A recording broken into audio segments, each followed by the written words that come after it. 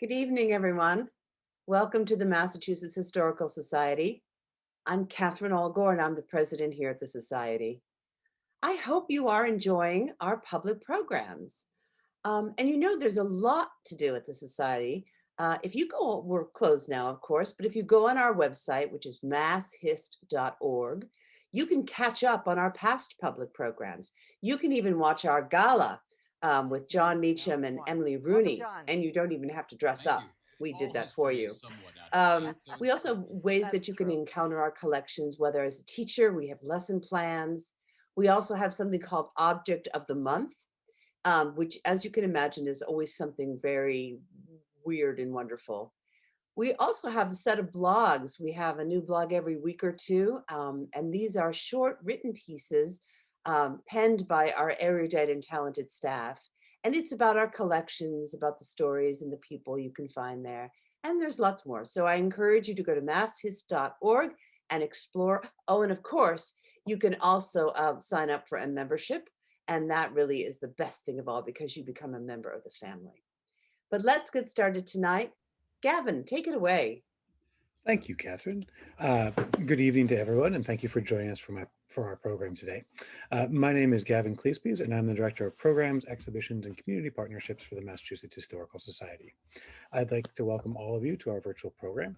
If you have not attended our programs in the past, let me mention that the MHS is the oldest historical society in America. We were founded in 1791 and have been an independent nonprofit institution dedicated to collecting, preserving, publishing, and sharing our state and our nation's history for the past 230 years. We host seminars that are geared at academic audiences and programs that are meant for anyone who's intellectually curious or has a love of American history. Between our programs and seminars, we host 2 to 3 original events a week. If you enjoy the talk tonight, I hope you will check out our calendar and find out what else we have coming up. During the pandemic, we're presenting all of our programs and seminars to the public for free, but we're only able to do this thanks to the support of our members and donors. If you enjoy our programming, I hope you'll consider joining or donating to support our work. The program this evening will look at the new book, The Province of Affliction, Illness and Making of Early New England. We are joined by the author, Professor Ben Mutschler, and he will be in conversation with Dr. Liz Covart. Professor Mutschler graduated from Harvard College and later attended Columbia University, where he received his PhD. He teaches at Oregon State University, where his work includes courses on colonial and revolutionary America and on the history of disease.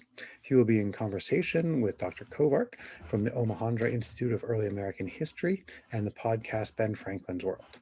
Dr. Covart is a historian of early America who practices scholarly history, public history, and digital humanities. She received her PhD and master's from the University of California, Davis, and her BA from Pennsylvania State University. Their discussion of the Province of Affliction will explore illness and everyday life in New England, the way it shaped families, households, and neighborhoods, and the manner in which the burdens of living in a world with high morbidity became central to matters of state, local, and finally national governance. So without further ado, I'd like to turn it over to Ben and Liz. Thank you for joining us. Well, thank you so much for the introduction, Gavin.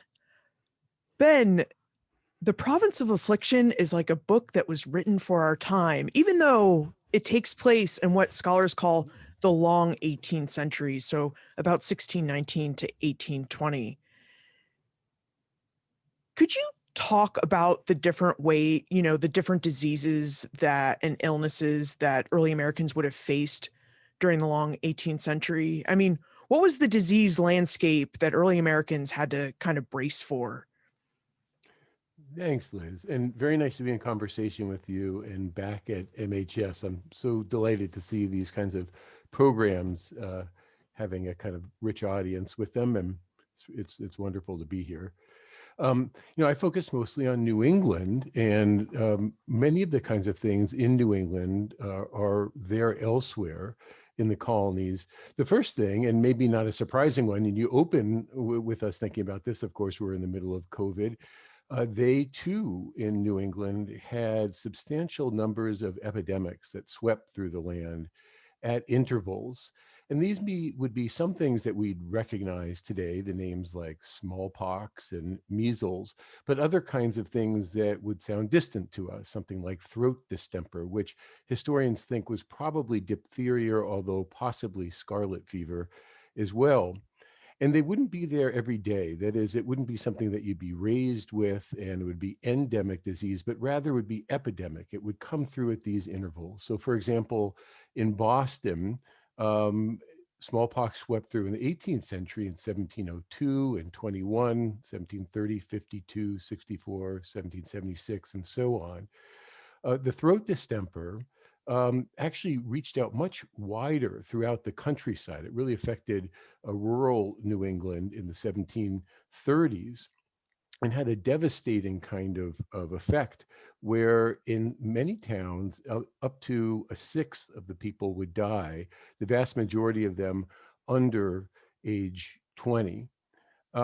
Measles as well were there, and yellow fever came later in the century. So these are kinds of things that we might recognize today. And now, unfortunately, I think we've got sort of a familiarity with what it means to live in the middle of an epidemic. And there are some parallels between their world and ours. Maybe we can discuss those later.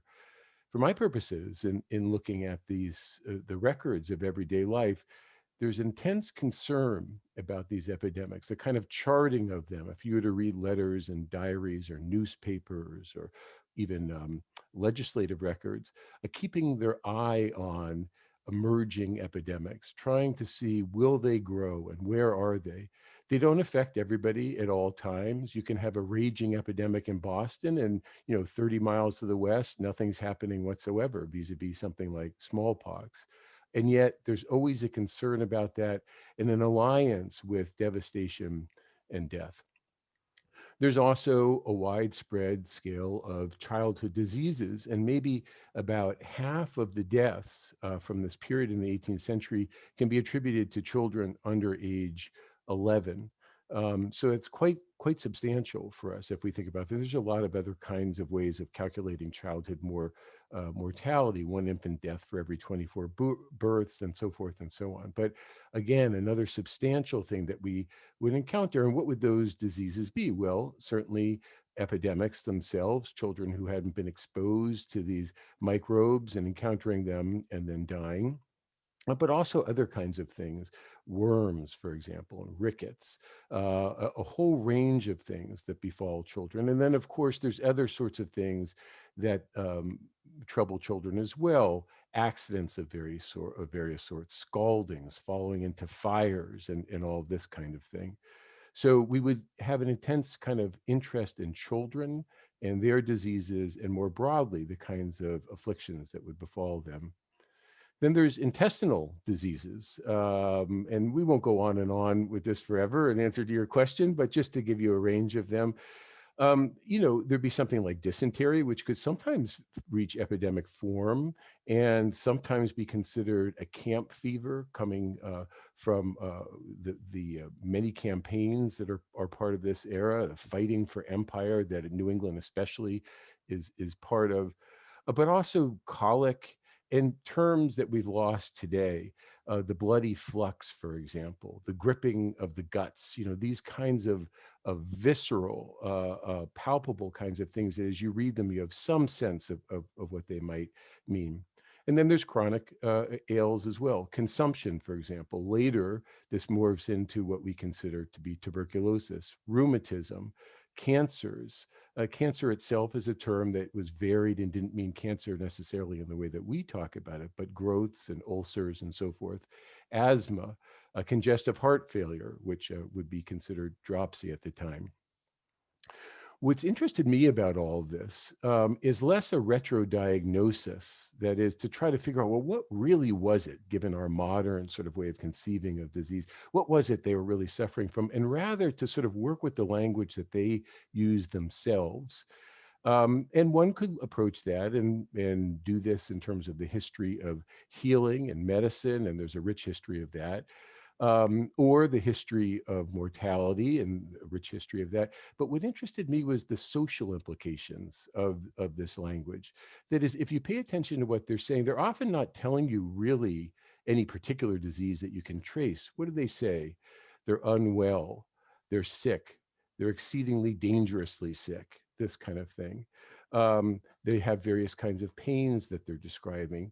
And then there's words that give us clues about sickness being associated with the social consequences of sickness. People often refer to being indisposed, which means, that which you cannot do. Or they'll say that they're laying by, right? They've been laid out, like as we would say, I'm flat out in bed today, or something like that, that kind of idea. Or children might be referred to as being tendful. Now, we don't know what's actually ailing them in these cases, but it suggests a world beyond the sick person themselves, an implication of others, a set of social relationships that's most interested me.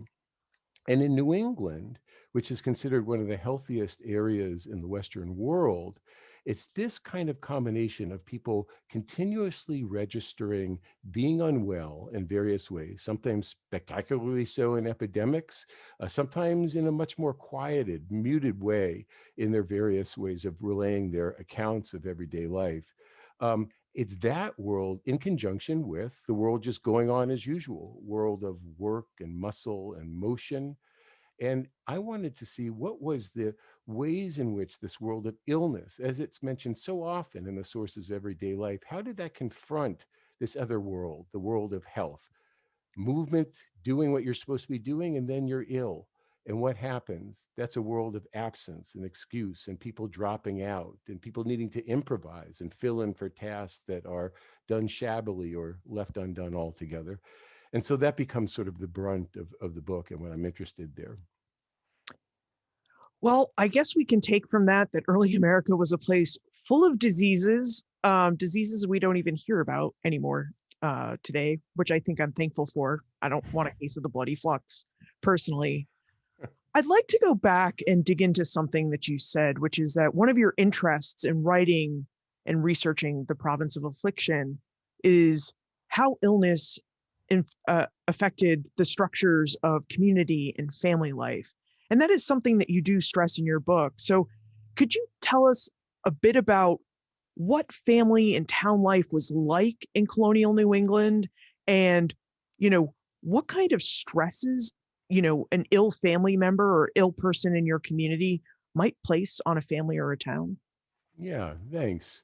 Yeah, I try to say that illness becomes one way of understanding something about those basic structures, what defines them, and particularly the boundaries between them. And so I'm often interested in who's responsible for the sick.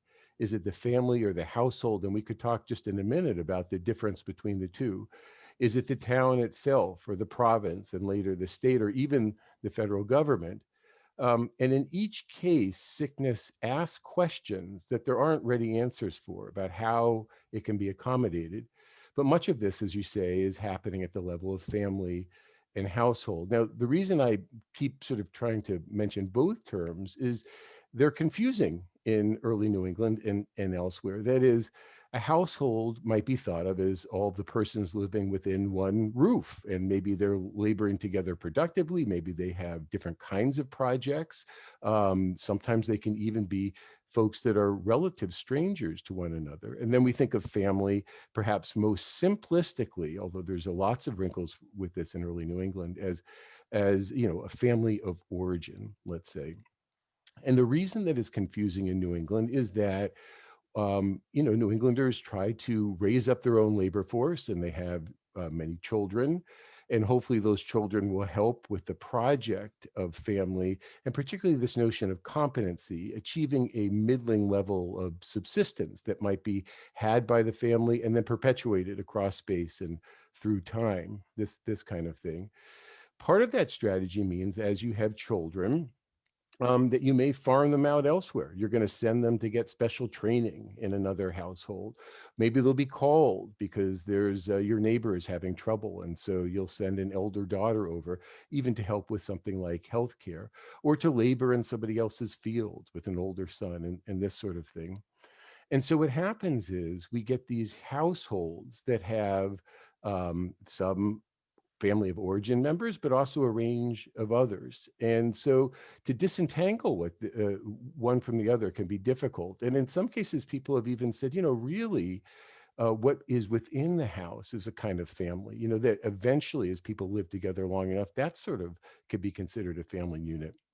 And when I try to look at with the cost of sickness is to say, well, actually, yes and no to that. Yes and no, that there are moments, pressure points where the family of origin actually finally is responsible in certain ways.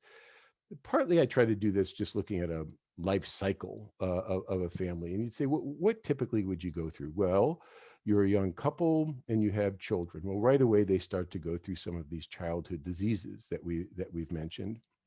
And then in the meantime, as child after child comes along, and toddlers and then children, age 3 to 5 are not quite able to be productive members of the family vis-a-vis labor, they still are getting sick too. Now, right away, for these young families, there are strategies to deal with this. Sometimes those young children are then boarded out. Sometimes this will happen if there's sickness in the family, even there'll be an effort to wean out a child, to put them elsewhere so that a mother can catch a break. And there's considerable worry about women, the mothers in these families, and exhaustion, trying to maintain a household and keep that running with its perishable economy, its daily immediacies, even as either she's sick or other young ones are sick, and get overwhelming. So there's strategies around that. And then over time, as the children begin to be able to labor, two things are happening. One is that they're better able to help the family in its project of competency. They're doing all sorts of work around the house, and then they're also being farmed out to people elsewhere, neighbors, others, distant relations, and this kind of thing. And that's quite helpful. But on the other hand, when they get sick, there's a few problems. What happens if you're counting on, a young man in his teens or early 20s before he's gone off and he becomes sick? What will you do in that instance? Does that mean as a family you're going to need to quickly get a neighbor to fill in? Well, what if that can't happen if it's in the middle of harvest season? So you might need to hire out and enter into the money economy. So there's sort of that sort of issue. And similarly with daughters that are getting sick here, they expose the ways in which young women in these households are central to the project of competency. And we see that really, especially in times when they're no longer able to labor, because everybody is up in arms and says, oh, Sarah is sick. She might be 16, 17 years old. And the household is starting to have trouble now that she can't labor. What are we going to do? We have to bring in somebody else to help out. And you start to see sort of yelps from the family in this way. And then the last thing to say is that when family members get sick, when they're sort of after this early era of being young children and they're these young adults and they're far away, then the question is, whose responsibility is it? If you fall, Liz, and you're there in Boston and you've traveled to relatives in, Lancaster, Massachusetts, or whatever it would be, Lincoln, Mass., and you fall sick there, well, that's fine and well for a bit. But after time, then it may be incumbent upon your family of origin to come fetch you or to pay for a way for you to get back. The most extreme case of this happens with New England's sons, who are called continually through this period up leading through the Revolution. About half of these years are taken up by warfare. New England's are sort of the fighting edge of empire in British North America, and young sons go up and they get sick. It's expeditionary warfare, so there's no provision for them, and they either have to find a way for themselves to return, or the family itself has to go up and get them or hire somebody to do that. And all the while, bills accumulate. So that this kind of thing is going on. And so I try to think of the stakes of sickness within families is, on the one hand, as growing a labor force, you actually have people being able to help out in the case when people in the family get sick. But on the other hand, there's all these additional new responsibilities that need to be tended to. Now, the case of household is a little different, but I've just spoken for a while, and let me take a break and hear what you have to say there. Yeah, I'm just curious. I know we're talking specifically about New England, and we can talk about how New England is unique and kind of apart from the other colonies. I mean, you can do that about any colony in any region, right? But I am curious, like, it sounds like if you get ill, that's putting a lot of stress on your family. And New Englanders seemed like they had a lot of different family members or very close friends that they could call upon if they were ill. Is that something that we can say throughout colonial America that early Americans can do, or is that something that's particular and unique to New England? I think that it's a typical thing to call on family for sure. There is a kind of communitarian aspect to life in New England, which is not to say that it's egalitarian, right? It's not that people are equal. There's a sharp hierarchy there, as there is elsewhere. But there's an ethos emerging from the 17th century about community life, about the investment in it, about all that it asks of you, that I think is not as strong in some in other places, and therefore that's somewhat different. So yes, would you call on family to help? Would you call on neighbors elsewhere to help? For sure. But in New England, and maybe we can talk about this later, there's a much stronger kind of commitment through governance to help out when people are down and out on their luck. This can help in elsewhere with charitable endeavors. Say if you're thinking about Philadelphia, it might be encompassed within a plantation world. If further south, and there's no town proper really to speak of, so that there is a broad sort of humanistic sensibility, people reaching out, trying to help each other for sure. But in terms of the kind of official governmental response to this, I think it's much stronger in New England than elsewhere in the period that I'm looking at. And that's not to say that we have to just be Pollyanna about this, right? It's not just, oh, everybody's getting along. In fact, the book is spending a lot of time trying to say, gee, people are expending a lot of effort. It's costing them money. They're wondering, well, who's going to finally pay for this? And the issue is that illness comes on fast and strong, and people won't be abandoned. So that's got its immediacies to it. But then the compensation for that, who's going to pay for that? Well, that takes a long time to sort out in all sorts of ways. And that becomes a difficult sort of issue, a vexing one throughout the entire period that I'm looking at in the 18th century. Now, as I think you can tell, Ben's book, The Province of Affliction, it's a really rich and detailed book. In fact, for everything he's talking about, he has individuals that he can talk about and talk about this phenomenon with you. I'd like to go to some of this government commitment to making sure that people are cared for, and also, how tensions could kind of ratchet up about, where does the cost of disease fall? And I wonder if we can explore that a bit by talking about New England's periodic outbreaks with smallpox. That seemed to me, at least, to be one of the most feared diseases in all of New England. It did break out periodically. So could you tell us, about smallpox, describe what an outbreak would have been like, and then how the government would have answered the question of keeping people safe and then paying for all their care? Sure. Um, Smallpox is considered, it's a very unusual disease, and it's warranted a lot of attention by historians. And I think now, probably in the wake of COVID, all the more so. Be prepared for many new works on smallpox, which I think will be well worth our time. There's some superb work that's out there. What makes it unusual? First of all, there's a lot of debate in this period about what causes disease. And in some cases, it's thought to be a localist kind of thing. It's about the environment, it's poisonous exhalations from the earth, so-called miasmas. And that might be handled by cleaning up through sanitation and other kinds of measures. But there's other disease that's thought to be contagious, pass between people. And there's a lot of uncertainty about that.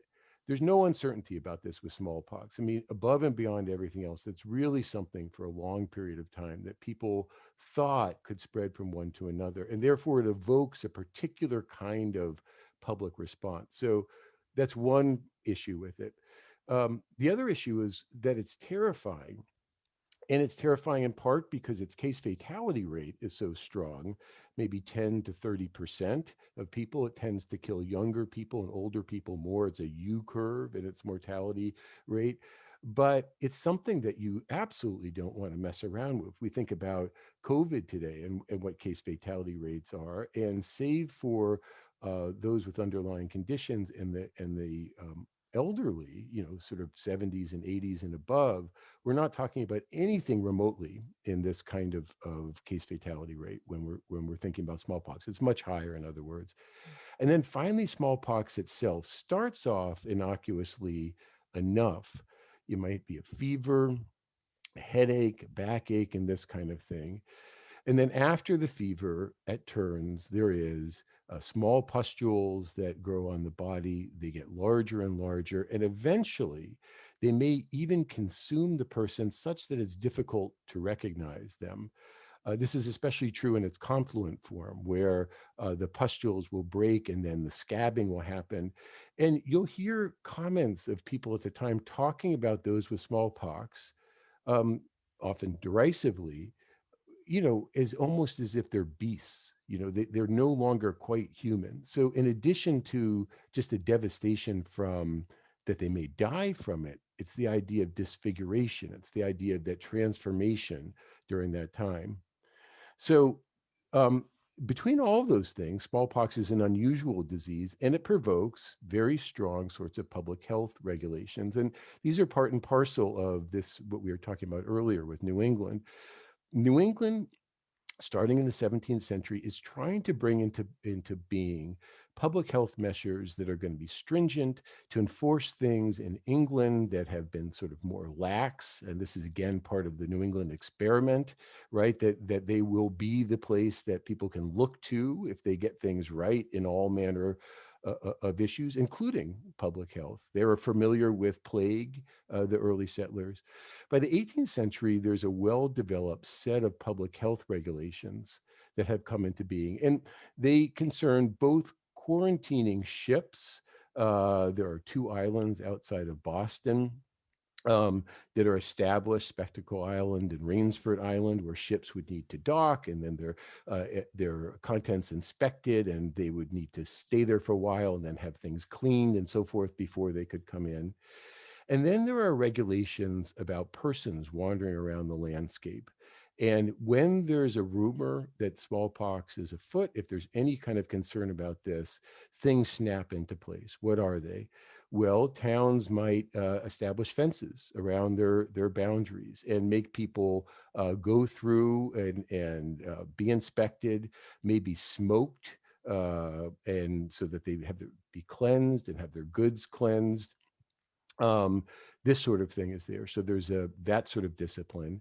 And then if anybody in town has the smallpox, over time, again, these rules are elaborated, they have to do a variety of things. One thing is to identify the house that smallpox is in. So to fly a red flag, for example. This is all if there's less than 20 cases. Another is to immediately notify the selectmen and say, hey, there's a case of smallpox at our house. And then fences might be put up around the house, guards might be appointed, the persons in the house asked to remain there, or very quickly, if it's safe to remove them, put into a pest house if a town has such a thing, or maybe put in a house if there's not an official pest house where other people who are suffering with the smallpox are put. In other words, the public health regime clamps down in a quite significant way. I mean, if we're thinking about what we're going through today, and we've got these sort of arguments about masks and so forth, what they're asking in New England is a kind of whole scale, sort of isolation of those that are sick for a long period of time. They're going to be there for a month and then later need to be certified that they're free from the disease and carry that around with them. And it emerges as a very kind of strict policing that's part of New England there. Now, that has a very a kind of ironic, they're successful and there's an irony to it. So the success is incredible, really, when you look at this, what they're able to do, because in England and other places, even let's say Philadelphia, these sorts of diseases are much more endemic. They just are not doing the same kinds of things. And therefore, if you're a little person and you haven't been exposed, you're going to get smallpox. You're either going to live through it or die. And if you live through it, you'll have immunity. In New England, given these kinds of strictures, it's entirely possible for you to live a long life and not have the smallpox. And so I relay in the book one sort of case in Marblehead where there's a 79-year-old woman who everybody thinks initially has been poisoned. And through the kind of care that New Englanders offer, 100 people show up to try to help her with her poisoning. And then they realize as the pustules break out that, oh, this might be smallpox, and terror strikes in. And then these public health regulations emerge. And in that sense, it's sort of this remarkable success to be 79 years old and not have been exposed to smallpox. That speaks well of New England. But it also means that when these epidemics come, they can really be fierce because there's so many people in the population who haven't had it before. You talked about fencing. They might place a fence around your house, require you to put a red flag out, might smoke you, inspect your body, put you in a pest house, quarantine. You mentioned that there's strict policing for the benefit of public health in colonial New England. And I think something that we can relate to today, as you said, like we have to wear masks today. We can't just go to the store or our favorite museum. I mean, the MHS is closed. So, I mean, there's all sorts of restrictions placed on our lives right now because of disease. But it sounds like there may have been even more restrictions placed on colonial New Englanders when cases like smallpox would have broken out. How did early Americans react to and deal with these restrictions on their lives? Yeah. You would think, because I'm looking mainly at the 18th century, and I even look at the middle of the century and coming up to the imperial crisis in the 1760s and the revolution itself, right? You might think that there would be a good deal of pushback, right? Individual liberties, right? This is a incursion upon our liberty in various sorts. And initially, as I looked at this, I was sort of feeling this keenly too. Wait a minute. They just told that person that they have to stay in their house for a month. And wait a minute, I think there's another person in the house who I don't know if anybody knows if they've been exposed yet. They're in a lot of danger. They may get this disease. In other words, they may be asked to do that, to take one for the team because they may be infectious to others. This kind of thing is going on. And initially I saw this as so coercive and objectionable. But then I came around to the idea of this was a kind of commitment to community that they have one for another. And you have, surprisingly, people who are quite critical in other ways, who are not shy about critiquing authority, who nonetheless are complying with these regulations, even during this sort of incipient revolutionary era. And I think it really has to do with this sense of the community good. They know that this is really, their options are limited, as indeed, I suppose today, our options are limited until vaccines finally come along, right? We're doing essentially, 18th century, 17th century quarantine in some ways, adding in masks and so forth as an addition. But so the general idea in the book when I look at this is, yes, there's all sorts of small infractions. People initially are reluctant to admit that they have smallpox. And you can sort of see how that would be before they're consumed by these pustules. Maybe it could be any number of other things, right? And then they know what it's going to mean. If they have to be confined for a month, can you imagine in an agricultural society having to leave your fields for a month if this happens, during the growing season? What's that like? Or if you're an artisan, you're just going to have to leave this by the side or quickly try to make arrangements. I mean, this could be economically devastating for people. So there's initial, the sort of pushback here and there, but on the whole, you might think there'd be riots and so forth, and there's not. There's one exception to this. And that is, and again, another place where smallpox has an asterisk, which is inoculation. Today, we're talking about vaccination, but in this period, up until the 1790s, 1796 and the discovery of vaccines and Jenner and so forth, in this period, it's inoculation, which means that you take live material from somebody and you run a needle and thread through it, and then you make an incision either in somebody's arm or leg. And then you intentionally infect them with what you hope is a much lesser case of smallpox. And the idea there that they've discovered over time, drawing on actually ancient wisdom, this is true in East Asia. Cotton Mather finds out about this from his slave Onesimus. It goes back to Africa and elsewhere, that this is a practice that may actually save lives. And there's a lot of controversy about this in New England, but the riots that happen, that we look at this period around smallpox, are not around the quarantine. They're actually around inoculation. And that has to do with the fact that once you're inoculating, you can single out particular people who gets inoculated and who doesn't. And if it's seen as just the elites get to be inoculated, then what about the populace as a whole? And how do you set up inoculation? Is it something that the town approves? That would be better. Or is it sort of private agencies that get involved in this, individuals that are funding this? And so I look at an outbreak in 1773 in Marblehead, Mass, and trace this and try to show all the ways that public health measures kick in. But later on in 1774, there's a riot where there's a smallpox hospital that is created, and there's a lot of funding that goes into it. Initially, townspeople sort of agree to it, but then they figure that they've been hoodwinked in a way, and not everybody's going to be able to participate, and the costs are higher, and maybe they haven't bought in as a collective, and that the people there are having too good a time. It's sort of a social gentry kind of affair. One of the people calls it the inoculation gentry that goes out to this island, and that they're not behaving themselves and staying put, because when you're inoculated, you may feel better and still be contagious and walk around, then you'll infect everybody else. So it's a kind of assault on the community. And so they go out and they have a riot, classical kind of mob action from the 18th century that, Liz, well, right? To think, Stamp Act riots and others just like this, targeting the source of danger, claiming liberties, acting defensively. And they row out to the hospital and they burn it to the ground.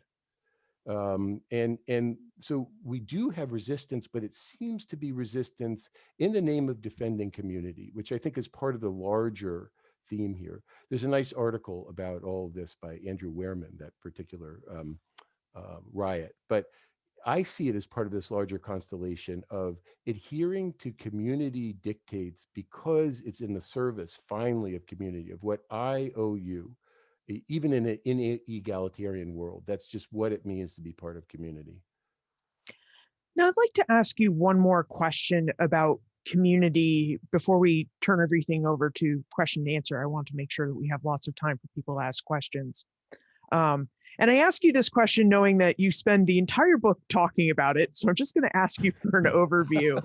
But you have talked about it in our conversation today, that New England communities tend to be tight-knit. They have I lost the word that I was thinking of, but they have, they make a commitment to taking care of people that are ill. They feel that that's a community commitment. So I wonder if you could provide us with an overview of how you have these views in early New England that we should take care of people, we should help out with expenses, and how that views on community health, public health and providing for people change as colonial New England becomes the full-fledged states, 6 full-fledged states of the United States. Right. Yeah. Well, so I go back to, and I'll avoid talking about the city on the hill, although I've just done it. I've said it, but in Winthrop's lay sermon, the model of Christian charity, he has a remarkable phrase. I mean, we talk so much about the city on the hill, we lose sense of the sort of guts of that sermon. And he's always saying in this, some version of creating a godly society means that your private interests need to be subsumed to the fact that everybody needs their necessities met, right? He says, forego your superfluidities, your luxuries, so that everybody has their necessities met. And he comes in to this idea that I traced through the book, and I think that it's in operation through the revolution. And we'll talk about the change in just a sec, about a community of peril. He says, what unites us? Not that we're all the same. Some are high, some are low. Some are born rich, some born meek in submission, right? We don't want to think that community means equality. It doesn't. but that what joins us together is that we are all beings suffering in this world in various ways, and that afflictions like illness, but there are other things too, right? Accidents and all sorts of other misfortunes mean that we need to join together in order to survive. And then that is something that will fulfill our covenant with God, right? That's what it means to live in a godly society. Now, that sort of intensity of that message, it carries forward in the 18th century, but with the revolution, there are new sorts of ideas that can start to suggest a few things. I mean, one is that liberty might mean that everybody should follow their own dictates. They should make the most of themselves as they can. Some people talk about this as liberalism, small r, right? Everybody pursues their own interest, and ultimately that will help us all. There are people in search of the main chance, and they're moving away from their families of origin and further afield, going into the cities like Boston or into the frontier. There's that kind of thing that's happening. There's a greater sense even that in creating a revolution and eliminating the king, that even our system of governance, which at the time they thought was profoundly important in terms of shaping people, right, to live in a monarchical world under a monarch would create a certain kind of person, they thought, and therefore living in republican, small r forms of government, representative governments, right, based on the majority of the people, the rule of law and so forth. This might actually create a new kind of freedom such that we might even posit that we could be healthy, right? We'll be better, healthier beings, that kind of thing. So it begs the question about what happens to illness, because of course, illness doesn't go away. It's there. It was there from the outset. It will probably, I don't think I'm being a great prognosticator here, be with us for some time into the future. So what happens to the view of those who continue to be sick and suffer in the wake of the revolution? And I try to argue in the book, and as you said, there's a lot to it, so I'll be short here, and I know we've got questions, and maybe we could follow up on it, that a few things start to happen. One is that state provision actually winds up taking on more and more people, but it doesn't do it in Massachusetts as a sort of proactive good thing. It does it as a holdover from this earlier period when there's a lot of people that are dislocated, many people who don't belong to a particular town, and that's how they figure out poor relief. We could talk about poor relief later if we like. And so more and more of these people are not covered by individual towns, but by the state itself, just by default. More and more people are not given legal settlement in Massachusetts, which becomes parsimonious in the way it awards whether you, Liz, get a permanent membership in Lincoln, and I have one in Sudbury or whatever it is. That's harder and harder. And so, and yet they're not willing in Massachusetts. They're holding on well enough to this ideal to just let people suffer endlessly, to die in your fields, under your fence or something. So they cover that with state coffers. But people are not happy about this. It just keeps growing and growing and growing as a dislocated population wanders about the countryside.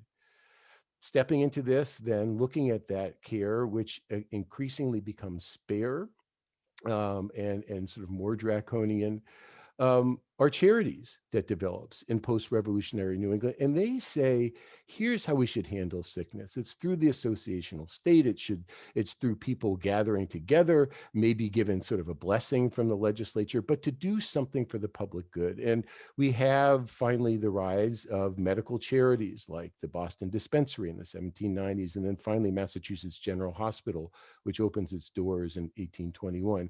And those are supposed to sort of pull from the world these people that are out on their own, doing their thing, post-revolutionary, go, make something of yourself, but maybe you're by yourself. And when you fall sick, where's your community? Well, it's not there.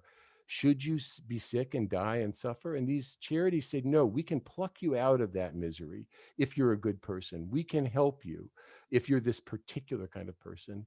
And so they offer that.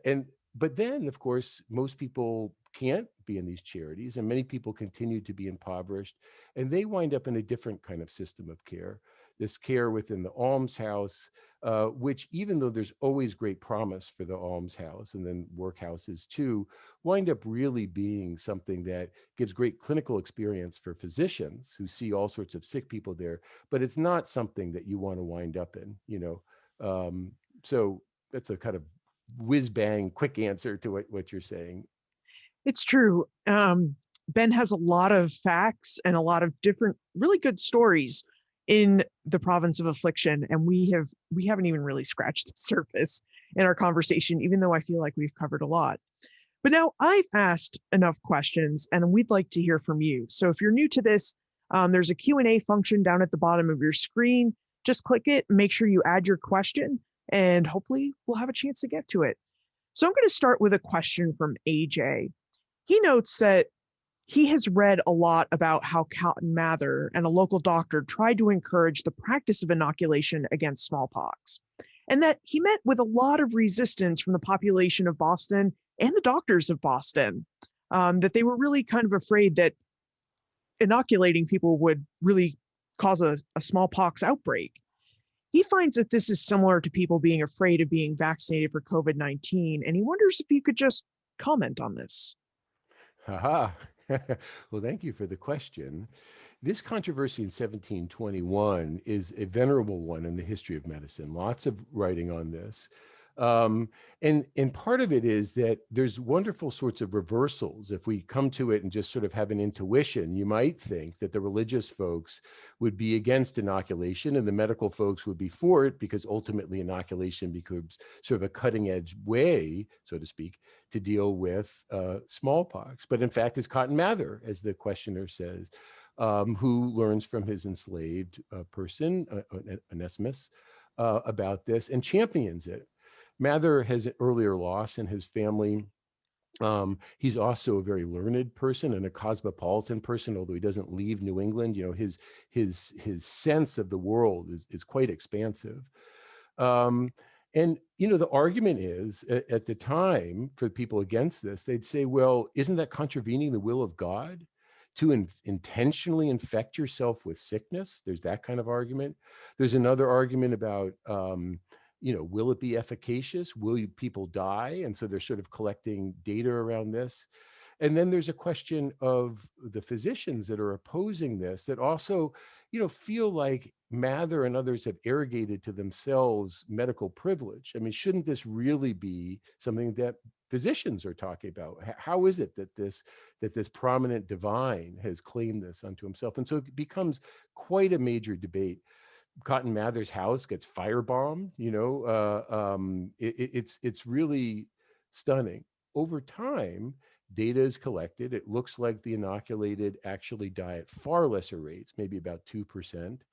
And steadily, inoculation catches on. Although there's lots of logistical troubles, and especially there's the question of, if you're going to inoculate, you need to make sure that you can inoculate everybody, because it doesn't help to just get a few folks. And I suppose we have that similar sort of sensibility today. We're talking about herd immunity. They don't quite have that term, and that means they need to make provisions for the poor. So the best kinds of campaigns that are successful have state or province money come in to fund this, or town money, so to make sure that everybody can get this, and therefore we don't have a kind of divided population, some inoculated, some not, and leading everybody that hasn't been inoculated to be vulnerable.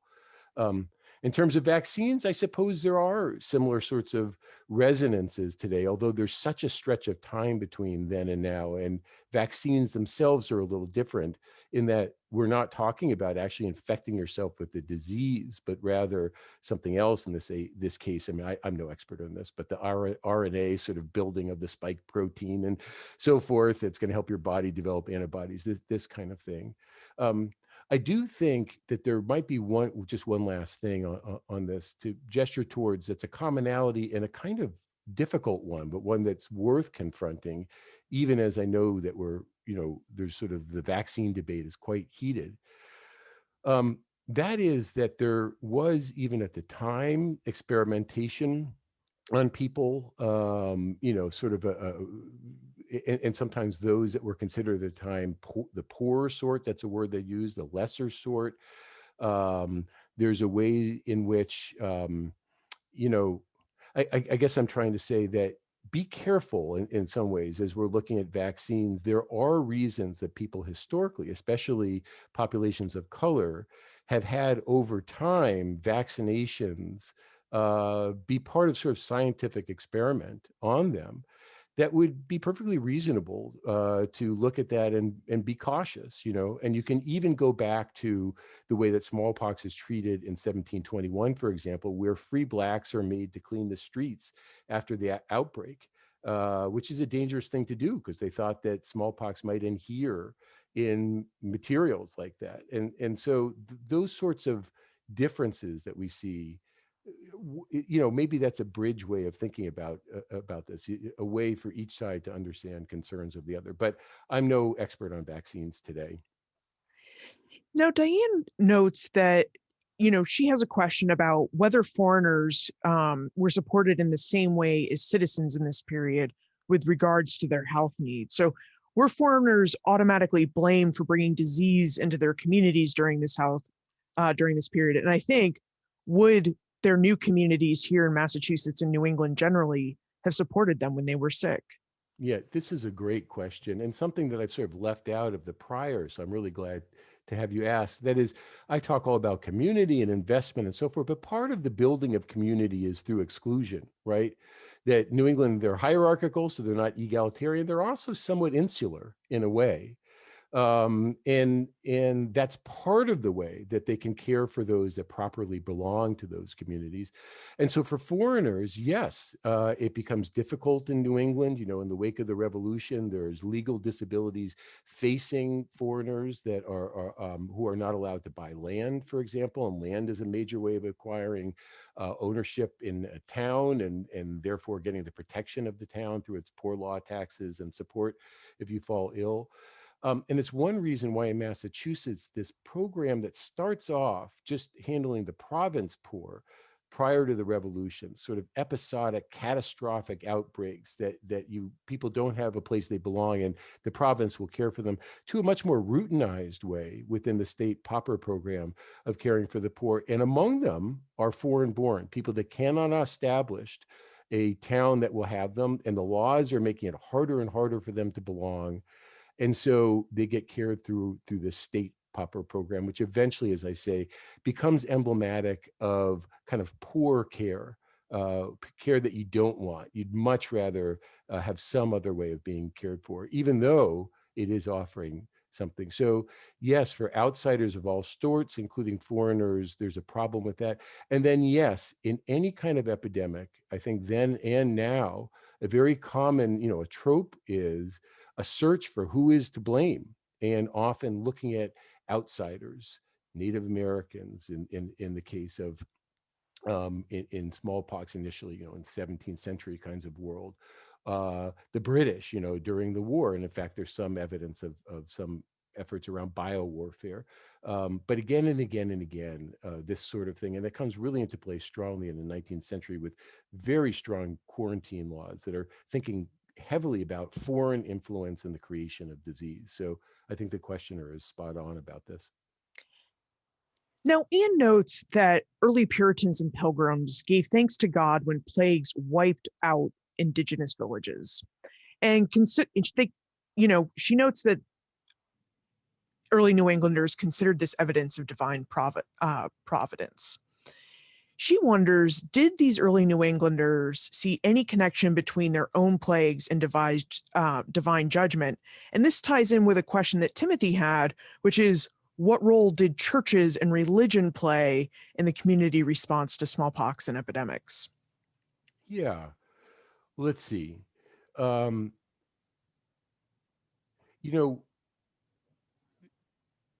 There's a thinking about Native Americans by New Englanders that maybe, there's sort of all sorts of wondering about who these people are and what their bodies are like, and a puzzling especially over the incredible, devastating mortality rates where 50 to 90% are dying, right? One of the greatest demographic catastrophes that we have in modern history.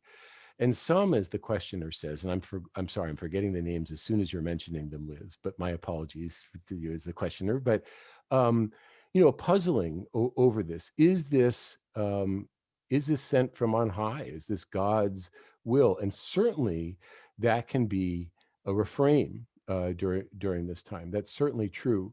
But It's also true that many New Englanders, especially in the 17th century, in a very sort of intensive way, maybe a little bit less so for others in the 18th century, looked to illness as a kind of not divine rebuke quite. I mean, it's humbling and it's a rebuke in that sense, but rather it's God reaching out and waking you up, right? It's God letting you know that you are living in this world, which is temporary. It's a temporal world. And the ultimate drama is around salvation and repentance, right? And that sometimes the fear in that world is that you're distanced from God. Um, and so when God sends things like sickness, and it might be an individual one, or maybe it's something as grand as an epidemic, it can also be a sign not only of a sinful people who are misbehaving, but also a sign for turning towards redemption, for bringing to the fore God in a world that so often obscures God. And you see that kind of theme as well. So, yes, I think that there is a sort of convenience here in early colonization, thinking that the natives have died and maybe that's God blessing this venture. But it's broader than that, a kind of ongoing working with living in this world and suffering from disease and trying to discern different kinds of meanings that might have, including framing this providentially. Melinda is curious whether in your research you found any evidence of forced inoculation. And if you found these instances of forced inoculation, how was that handled or perceived? Yeah, I haven't per se, although I will note that in many of these experiments, people are inoculating their children first. And, we think of consent today and what it might mean for a child to have this happen. Edward Jenner, when we look at the vaccine, inoculates his child. And, this is sort of a venerable tradition in a medical experimentation where people turn to often family members first and then say, here's my proof, my N of 3, my 2 daughters and a son, or whatever it is, that kind of thing. I haven't had that as much. There are many instances of people worrying that somebody's been inoculated and then not staying put as they're supposed to because they feel fine, and then spreading disease in the community. That's one of the great fears um, of inoculation. Liz, will you ask the last part of that question? I had a thought and I've lost it. Oh yeah, Melinda wonders how, if were cases of forced inoculation, how that forced inoculation was handled and perceived. I'm blanking on the last part of that. I mean, I guess I would say generally, people are anxious, right, about it. And there's plenty of anxieties that we have today, even about things like vaccines. It is, you are a healthy person, and to be inoculated means to introduce this disease. There are people who die from it. There are people who get very sick from that. And that can be anxiety provoking. I mean, it's not something that's just a walk in the park for people, including the preparations for it, which themselves are not great. That you have to take things that make you evacuate your bowels and vomit and so forth. So I would say that there's a lot of anxiety around it, but in terms of sort of forcibly doing this, I haven't encountered that as much, which is not to say that that's not out there. I mean, for people that really, I write actually very little about inoculation. In the book, there's sections on it, but because so many other people are tackling that as their central sort of focus, I've left that aside. So maybe there'll be more about that coming out soon. Okay, and I think this may be our last question, and this is from Anne, and it's a different Anne. I promise you, we're going all over the question and answers here. Anne says that as you speak about smallpox restrictions and their acceptance, that she's remembering pictures of people today who, in the face of COVID, said, "Bring it on. If I get it, I get it." And it makes Anne wonder whether, compared to those in the 18th century, if we've somehow lost our fear of illness, because, perhaps that's the price of medical progress, that we just don't typically see the harm that disease can cause us anymore. And Anne wonders what you think about all of this. What a great question. I do think that we've lost something here. they face a world of perils. They face a world in which even something seemingly innocuous can really escalate into something quite severe. I try to argue in the book that it's a mistake to try to think, well, they all got sick and they all died. That didn't happen. Even with crazy high case fatality rates, say smallpox at 30%, means 70% of the people that are getting it are going to live, right? But they live in this world where they understand that it's one of perils, and that, but for the grace of God, my world could have changed and I could have easily died or suffered quite a bit. Now, smallpox itself, of course, is so dramatic, visually for everybody. And, I didn't want to show any pictures here, but they can be readily seen on the internet. That sort of imagery, I think, also stays with people, as does the lived experience of having people in your life, in your families, in your households, in your towns, suffer, maybe recover, maybe die, go to their funerals. Small towns, you would have been to many funerals a year.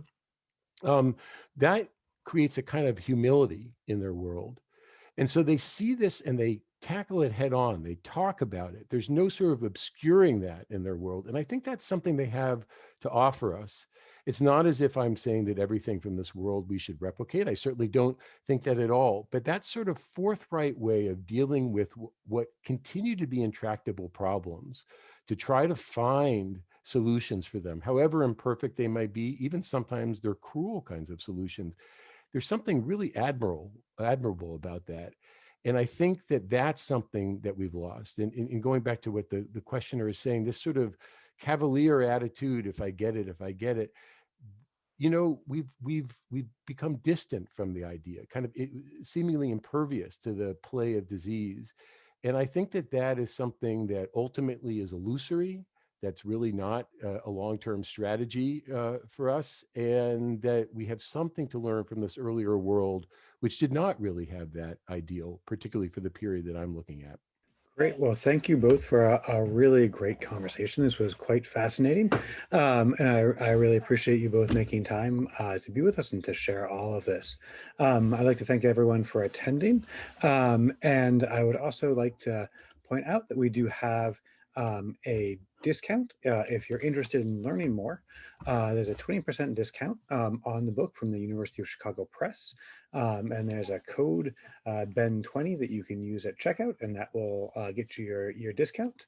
So I'd like to thank everyone again for coming. I'm sorry we didn't get to all the questions, but we got to as many as we could. And Ben and Liz, this was a fascinating conversation. So thank you both for making time, and I hope everyone has a wonderful evening.